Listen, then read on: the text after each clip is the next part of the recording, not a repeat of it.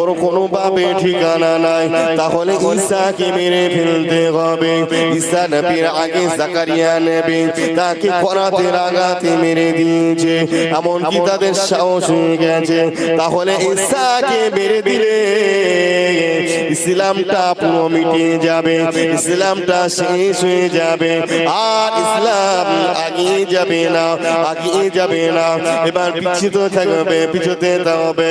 এ মুসলমানেরা যুক্তি করে নিয়ে ঈসা নবী আলাইহিস সালাতু ওয়াস সালামকে সকলে ফজরের নামাজের পরে পরে ইঙ্গিত করে নিয়ে দলবল একত্রিত হয়ে তারা করতে লাগলো।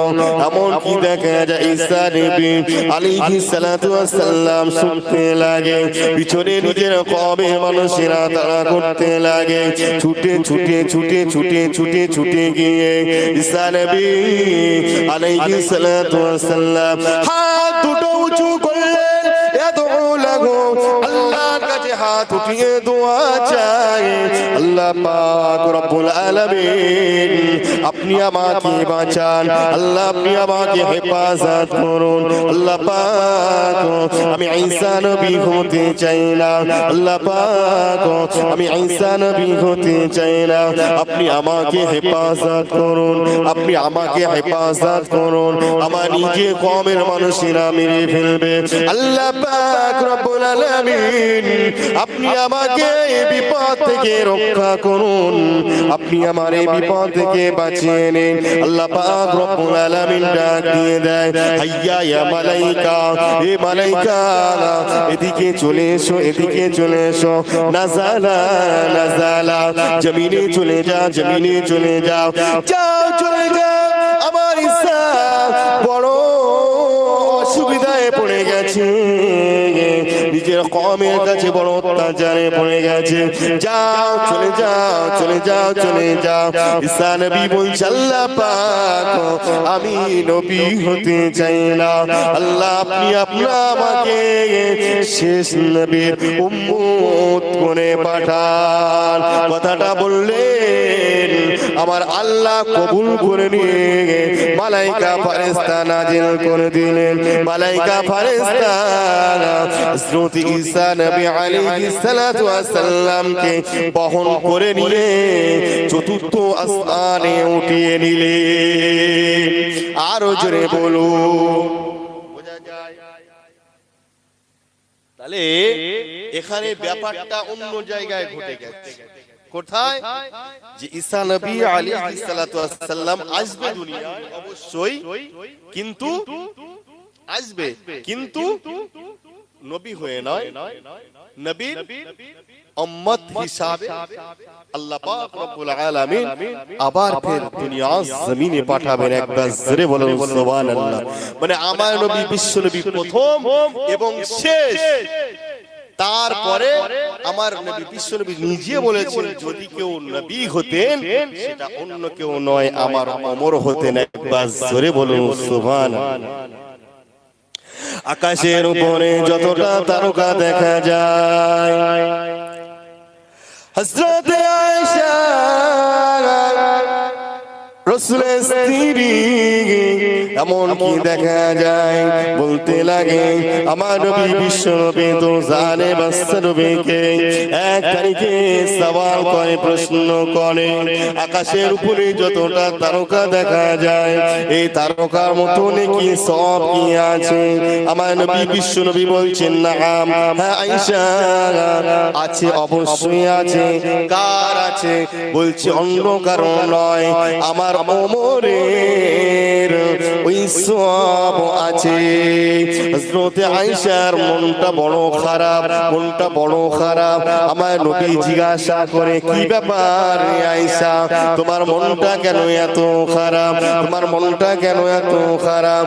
ওই সময় হযরত আয়েশা সিদ্দিকা রাদিয়াল্লাহু তাআলা আনহা বলতে লাগে, ইয়া রাসূলুল্লাহ, ইয়া হাবিব আল্লাহ হুজুর, তাহলে আপনার আবু বকরের অবস্থাটা কি? আমার নবী বিশ্ব নবী বলেছিল, ওরে আয়েশা রে শুনে রেখে দাও, জেনে রেখে দাও, আমি রাসূলুল্লাহ জানিয়ে দিলাম আমার আবু বকরের অবস্থাটাকে।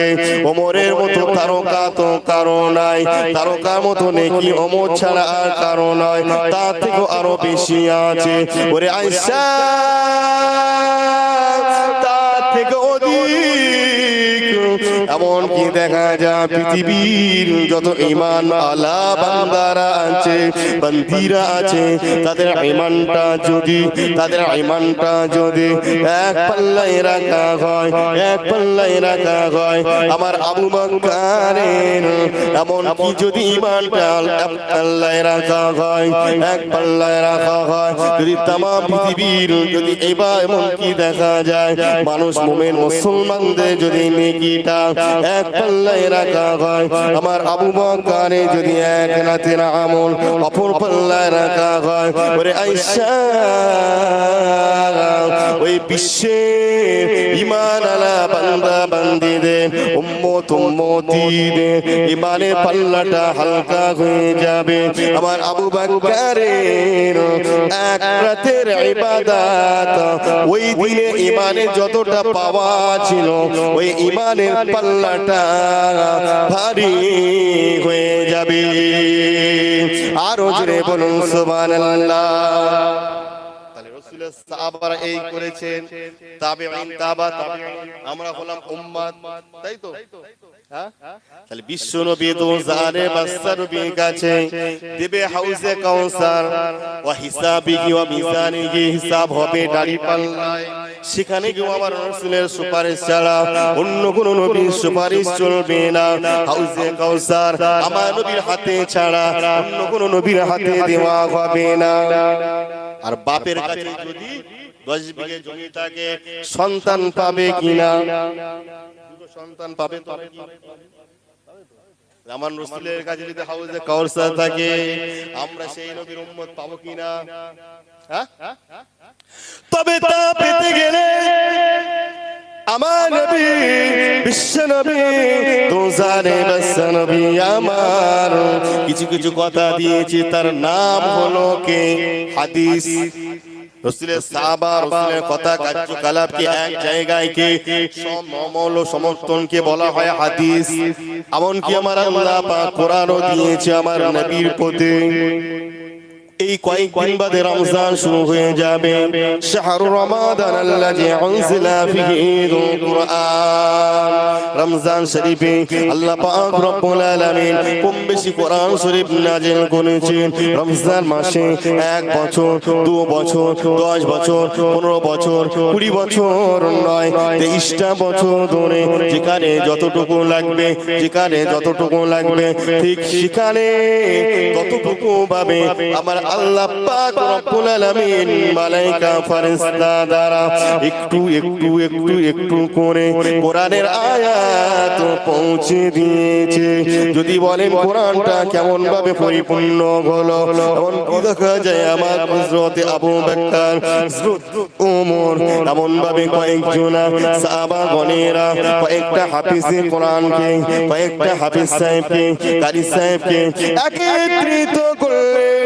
কেউ বা গাছে ডালে, কেউ বা গাছে ডালে, কেউ বা সালে, কেউ বা পাথরে, বিভিন্ন জায়গা বিভিন্ন ভাবে রেখেছে, লেখা রয়েছে। দেখা যায় কি ওইগুলো একসঙ্গে সমর্থন করে নিয়ে, এক জায়গায় করে নিয়ে, একত্রিত করে নিয়ে, লিখে লিখে লিখে লিখে সুন্দরভাবে খোলাফায়ে রাশিদিন আর সাথে সাথে হাফিজ কোরআন একত্রিত করে কোরআনটা পরিপূর্ণ করেছে।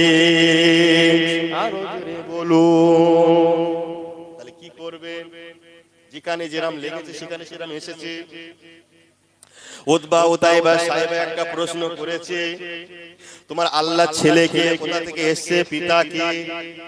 বিভিন্ন ভাবে উল্টো পাল্টা প্রশ্ন করেছে, আল্লাহ পাক পাঠিয়েছে যাও সূরা কাউসার চলে আসছে, কুলুহুস সূরা এমনকি সূরা ইখলাস পাঠিয়ে দিচ্ছে চলে যাও এইটা দিয়ে আসো। আবার নবীর কাছে এসে বলছে ইয়া রাসূলুল্লাহ মাথা তুলুন বলুন কুলহু আল্লাহু আহাদ, আমার আল্লাহ হচ্ছেন এক অদ্বিতীয়, আল্লাহুস সামাদ, আমার আল্লাহ কারো মুখাপেক্ষ নয়, লাম ইয়ালিদ ওয়া লাম ইউলাদ, আমার আল্লাহ কাউকে জন্ম দেননি, জন্ম গ্রহণ করেননি, ওয়া লাম ইয়াকুল আমার আল্লাহ পাকের উপরে সমতুল্য করা যাবে না, যাবে না। আমার আল্লাহ হচ্ছেন এক ওয়াহিদ, একবার জোরে বলুন সুবহানাল্লাহ। তাহলে উতবা উতাইবা প্রশ্ন করেছে, তাই সূরা ইখলাসটা দিয়েছে, আরেকবার জোরে বলুন সুবহানাল্লাহ। দেখা যায় আবু লাহাবের স্ত্রী আমার নবী বিশ্ব নবী দুজানে বাদশা নবী প্রতি অত্যাচার করে, পিছনে পিছনে পিছনে পিছনে মুনাফিকি করে, কাটা দেয়, মুনাফিকি করে, কাটা দেয়, বিভিন্ন ভাবে কষ্ট দিবার চেষ্টা করে। আয়াত নাযিল হয়ে গেল তাব্বাত ইয়াদা আবি লাহাবিন ওয়া তাব, আবি লাহাবিন ওয়া তাব, ধ্বংস হয়ে যাক আবু লাহাবের হাত, ওয়া তাব মা আগনা আনহু মালুহু ওয়া মা কাসাব, তার ধন সম্পদ, তার ছেলে পিলে, তার ফসল এমন ভাবে যেন না তার উপকারে আসে। শেষের বেলা লিখছে হাম্মালাতাল হাতাব ফি জিদিহা হাবলুম মিন মাসাদ, তার বহন ছিল, তার বউ ছিল কি হিষ্টপিষ্ট মোটা সোটা, কাঠ বহনকারী, খাজুর পাতা সাজার ওয়া তামার, খাজুর গাছের এমন কি পাতা নিয়ে জড়িয়ে জড়িয়ে রশির পতত করে দড়ি নিয়ে কাঠ কেটে এ সাইডে বোঝা এদিকে বোঝা বেঁধে নিয়ে ঘাড়ে এদিক থেকে ঘাড়ে দিয়ে বহন করে, বহন করে। দেখা যায় ওই ঘর এমনকি গলাটা আটিয়ে চোখ দাঁড়িয়ে ইন্তেকাল করে মারা যায় কে? আবু লাহাবের স্ত্রী। তাহলে এটা কি ছিল? এটা তাদের প্রতি বদদুয়া ছিল, তাদের প্রতি বদদুয়া ছিল। আপনি দাঁড়িয়ে যাবেন, ইকামা দাঁড়িয়ে যাবেন, সালাত নামাজের জন্য দাঁড়াবেন, আপনি নামাজের ভিতরে এই তাব্বাত ইয়াদা আবি লাহাবিন ওয়া তাব মা আগনা আনহু মালুহু ওয়া মা কাসাব সায়াসলা নারান যাতা লাহাবিন ওয়া আমরাতুহু হাম্মালাতাল হাতাব ফি জিদিহা হাবলুম মিন মাসাদ। আপনি এই সূরাটা পড়লেন, আল্লাহু আকবার বলে নামাজ পড়ছেন, তাহলে একজনের প্রতি বদদুয়া করছেন, আপনি দাঁড়িয়ে এইদিকে নামাজ আদায় করছেন, আল্লাহর দরবারে আপনার নামাজ কবুল হলো। আর সাথে সাথে একদিকে বদদুয়া স্বরূপ লেগে গেল। তাহলে একজনের বদদুয়া কোরআনের আয়াতে আছে। আপনি দাঁড়িয়ে আল্লাহর ইবাদত করছেন, সব থেকে পৃথিবীর জমিনে সব থেকে বড় ইবাদতের ভিতরে ইবাদত হলো নামাজ। একজনের বদদুয়া আর একজনের নামাজ ইবাদত। একজনের ক্ষতির দরকার, ক্ষতি চাচ্ছি, আর একজনা জাহান্নাম থেকে বাঁচতে চাইছি, তাই তো? নামাজ সালাতু মিফতাহুল জান্নাত, নামাজ জান্নাতের চাবি। তো যাই হোক, রব্বুল আলামিন বেশি লম্বা চওড়া নয়,